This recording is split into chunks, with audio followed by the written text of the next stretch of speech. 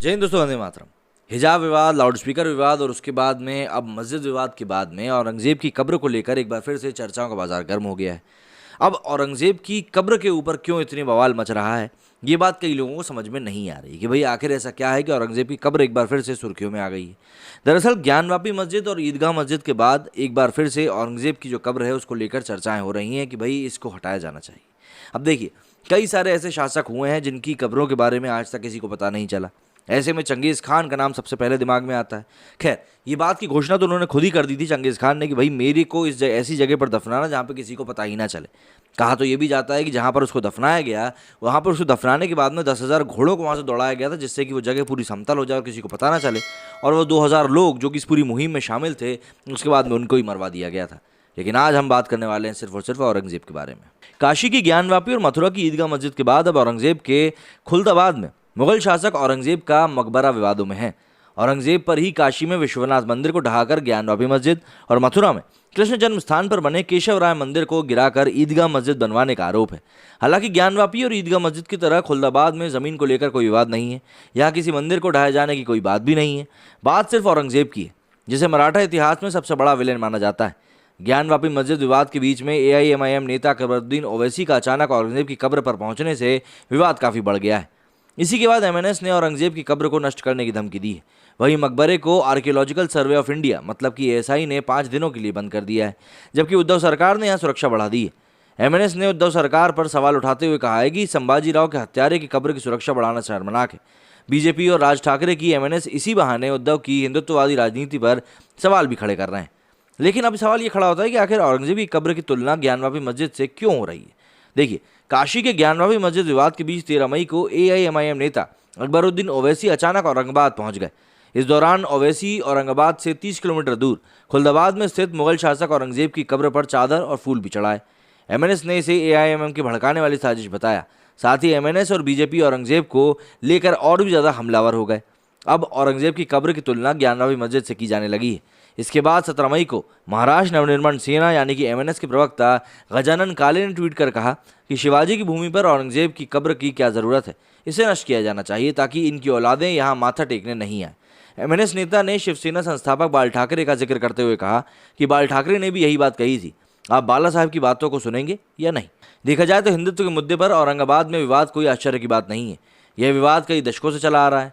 शिवसेना के संस्थापक और महाराष्ट्र के CM उद्धव ठाकरे के पिता बाला साहब ठाकरे औरंगाबाद शहर का नाम संभाजी नगर कराने के लिए कैंपेन चला चुके हैं।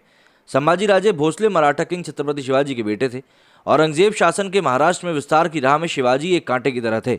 शिवाजी ने कई लड़ाइयों में औरंगजेब की सेना को हराया था। 1679 में औरंगजेब ने संभाजी राव को पकड़ लिया था और खूब प्रताड़ित करने के बाद उनकी हत्या कर दी थी। इसी के बाद से मराठा इतिहास में औरंगजेब को एक विलेन के रूप में देखा जाता है। मुगल शासकों में सिर्फ एक शख्स था जो भारतीयों के बीच जगह बनाने में कामयाब नहीं हो पाया, वो था आलमगीर औरंगजेब। आम लोगों के बीच औरंगजेब की छवि हिंदुओं से नफरत करने वाले धार्मिक उन्माद से भरे कट्टरपंथी बादशाह की रही थी। क्रूरता की मिसाल ऐसी कि जिसने अपने राजनीतिक उद्देश्यों को पूरा करने के लिए अपने बड़े भाई दारा शिकोह की भी हत्या कर दी थी। साथ ही अपने बुजुर्ग पिता शाहजहां तक को उनके जीवन के आखिरी 7.5 सालों तक आगरा के किले में बंदी बनाकर रखा था। औरंगजेब ने 15 करोड़ लोगों पर करीब 49 साल तक राज किया। उनके शासन के दौरान मुगल साम्राज्य इतना फैला कि पहली बार करीब करीब पूरे उपमहाद्वीप को अपने साम्राज्य का हिस्सा बना लिया। औरंगजेब का जन्म 3 नवंबर 1618 को दोहाद में अपने दादा जहांगीर के शासनकाल में हुआ था।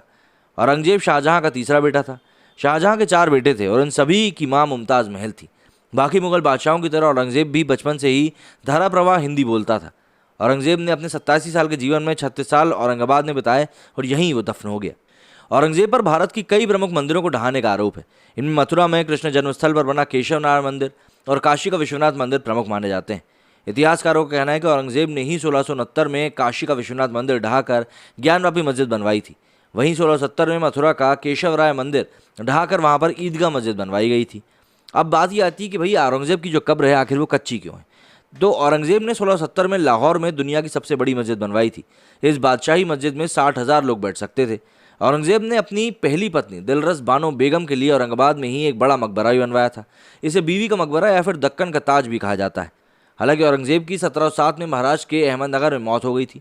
इसके बाद उसके पार्थिव शरीर को खुलदाबाद में उनके गुरु सूफी संत सैयद जैनुद्दीन के पास एक कोने में साधारण या कच्ची कब्र में दफनाया गया था।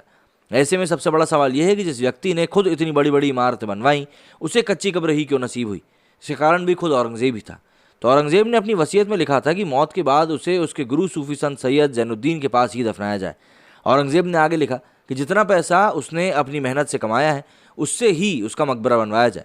औरंगजेब अपने निजी खर्च के लिए टोपियां सिला करता था और हाथ से कुरान शरीफ लिखा करता था।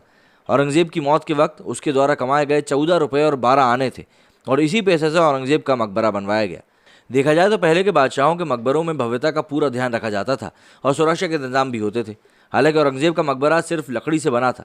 1904-05 में जब लॉर्ड कर्जन यहाँ आए तो उन्होंने मकबरे के इर्द गिर्द संगमरमर की ग्रिल बनवाई और उसकी सजावट करवाई। औरंगजेब का मकबरा इस समय एएसआई के संरक्षण में है और ये एक राष्ट्रीय स्मारक माना जाता है। अब ये सब बातें तो इतिहास की होगी, लेकिन इनके साथ ही सवाल जो बड़ा खड़ा होता है वो ये कि आखिर खुलदाबाद में औरंगजेब का जो मकबरा है वो एक बार फिर से क्यों चर्चा में आ गया है। तो इसके कई सारे जवाब हो सकते हैं। पहला तो ये कि देश भर में अलग अलग विचारधारा वाले राजनेता अपनी राजनीति चमकाने के लिए अपने आसपास एक ज्ञानवापी मस्जिद की तलाश कर रहे हैं। महाराष्ट्र में एमएनएस प्रमुख राज ठाकरे ने पुणे में इस तरह के 2 स्थानों की खोज भी कर ली। इसके अलावा महाराष्ट्र में औरंगाबाद समेत कुछ सबसे प्रभावशाली म्यूनिसिपल कॉरपोरेशन के चुनाव इस साल के आखिर में होने वाले हैं। साथ ही साथ एएमआईएम प्रमुख असदुद्दीन ओवैसी के भाई अकबरुद्दीन ओवैसी ने 12 मई को खुलदाबाद में औरंगजेब के मकबरे पर दौरा किया था। हालांकि इससे पहले कि मामला और गर्मा था, एएसआई ने संवेदनशील मकबरे को पर्यटन के लिए बंद कर दिया है।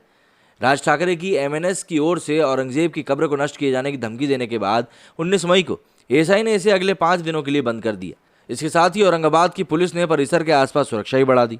एमएनएस के प्रवक्ता गजानन काले ने सुरक्षा बढ़ाए जाने पर उद्धव सरकार पर तंज कसा। उन्होंने कहा कि सरकार का ये फैसला शिवाजी के भक्तों के जख्म पर नमक छिड़कने की तरह है। काले ने कहा कि जिस व्यक्ति ने छत्रपति संभाजी की बेरहमी से हत्या कर दी उसकी कब्र के चारों ओर सुरक्षा बढ़ाना शर्मनाक है। उद्धव पर एमएनएस का हमला अकबरुद्दीन के मकबरे की यात्रा के तुरंत बाद हुआ है और ये मस्जिदों से लाउडस्पीकर हटाने का आदेश नहीं देने के लिए सरकार की आलोचना के साथ सहज रूप से जुड़ा भी हुआ है। शिवसेना की खुलदाबाद में औरंगाबाद के मकबरे पर अकबरुद्दीन के जाने से नाखुशी थी और इसकी आलोचना भी की थी। मराठा इतिहास में औरंगजेब से बड़ा खलनायक कोई नहीं हुआ है। इन्होंने छत्रपति शिवाजी महाराज से बड़ा कोई नायक भी नहीं हुआ है। ऐसे में किसी भी राजनीतिक दल के लिए अकबरुद्दीन के मकबरे पर जाने का बचाव करना मतलब अपनी राजनीति को खत्म करने जैसा है। औरंगाबाद में 32% मुस्लिम, 18% दलित और 51% हिंदू आबादी है। देखा जाए तो औरंगाबाद हमेशा से कम्युनल हॉटस्पॉट का केंद्र रहा है। ब्रिटिश शासन से आज़ादी के समय औरंगाबाद राजकारों की रियासत कहा जाता था। 1947 और सितंबर 1948 के बीच राजकारों ने कई बार हिंदुओं पर हमले भी किए। शहर अभी भी हिंदू और मुस्लिम क्षेत्रों में बटा हुआ है। हिंदू और मुस्लिमों के बीच गुलमंडी डिवाइडिंग लाइन भी है। इसके एक और हिंदू और दूसरी ओर मुस्लिम रहते हैं। बाल ठाकरे ने 80 के दशक में पार्टी की मजबूती के लिए मुस्लिम विरोधी दुष्प्रचार के जरिए औरंगाबाद में जमकर ध्रुवीकरण किया था। इसके चलते यहाँ पर 84, 85, 87 और 88 में लगातार दंगे हुए। वहीं म्यूनिसिपल कॉरपोरेशन चुनाव में एआईएमआईएम के उदय के साथ ही विभाजन और भी ज़्यादा गहरा गया है। मतलब आप देखिए कि कहीं ना कहीं ये सारी चीज़ें राजनीति से जाके लिंक हो जाती हैं। मतलब कई सारे मायनों में कहा जाता है कि ये मुद्दे राष्ट्रवाद से जुड़े हुए हैं, देश हित से जुड़े हुए हैं, लेकिन अगर आप डीप डाउन जाएंगे तो कहीं ना कहीं आपको इनमें राजनीति मिली जाएगी। मेरे चुनी फिलहाल इतना ही। जय हिंद, जय भारत।